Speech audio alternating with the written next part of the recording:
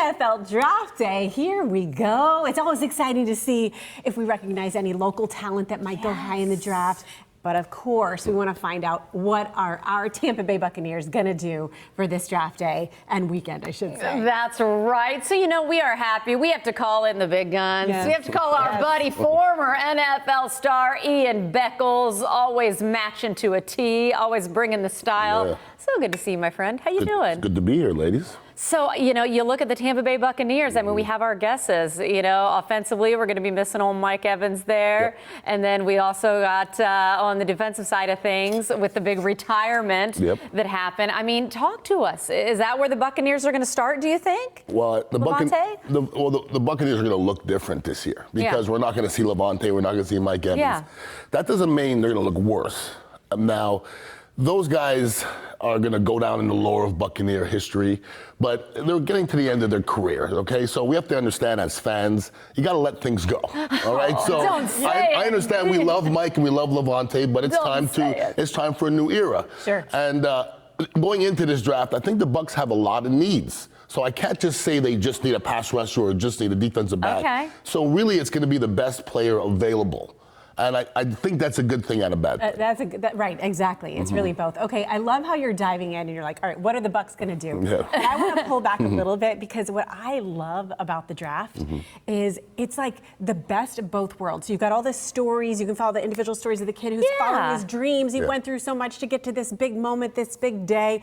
And then you have like the logic puzzle of the team saying, hey, this is my need, but this is the best player available. Who are we going to go for? And they're going with their instincts. What did they see at the combine? What qualities do these kids have? There's so much that goes into it, like the ultimate logic puzzle. Sure. What are you looking at overall as some of the big stories and the ones that are going to affect the Bucs? But what players do you look at and say, oh, I like this guy. I know he's going to do big things. Well, I'm smarter than to predict, okay? Yes, because there's people that call themselves experts that are wrong every single year.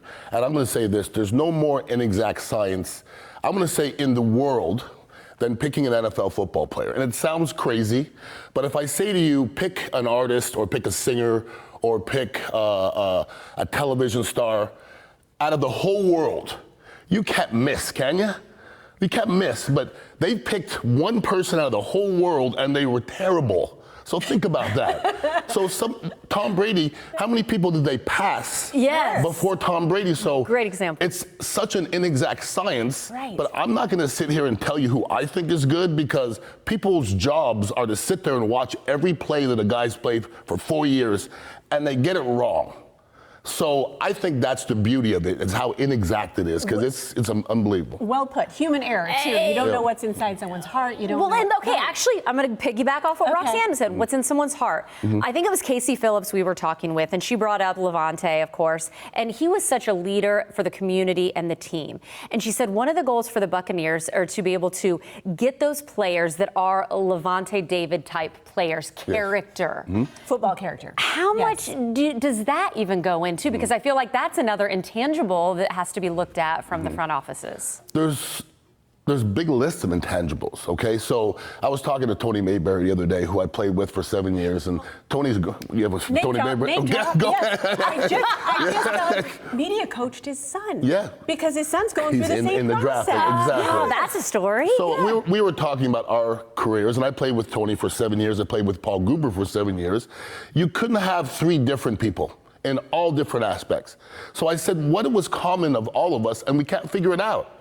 Like, just loving football is not enough. No. It's not. Everybody loves football. Everybody wants to play. Just being strong is not enough. Just being fast is not enough. There's something you can't measure. And when they can figure that out, somebody's going to make a lot of money, but I don't know if it's something that you could actually measure. That's another well-put statement. I want to go to you personally because you've been in this position before. I have. In terms of waiting for that phone call. Describe what these guys are going through, and again, describe what's changed since you went through it, because it does seem like it's on an even bigger stage now. Yeah, well, the stage is huge compared to what it was in '89 when I was in the draft. There was 12 rounds back then. I think the first maybe 5 rounds might be on television, but it really didn't have the hoopla that it did now. I was actually fishing. I was bass fishing when I actually got drafted because I thought the draft was over.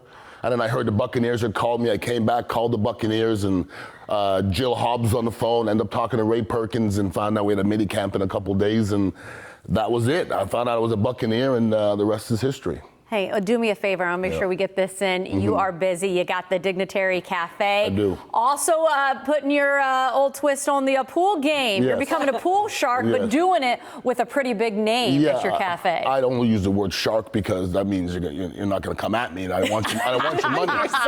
No, at the Dignitary Cafe, we do a lot of different things. We're going to have some pool tournaments there, and we brought in the biggest name, Jeanette Lee, the Black Widow. Yes, nice. So she's going to be doing some pool tournaments at the Dignitary Cafe and the other kava bars in the area, and we just want a place for the young ladies who don't drink alcohol for safe living, and look for a kava bar near you, and if Dignitary Cafe is around the corner, then we'll see you in a little bit. Always good stuff, Ian. We love your insight. Thanks for having me.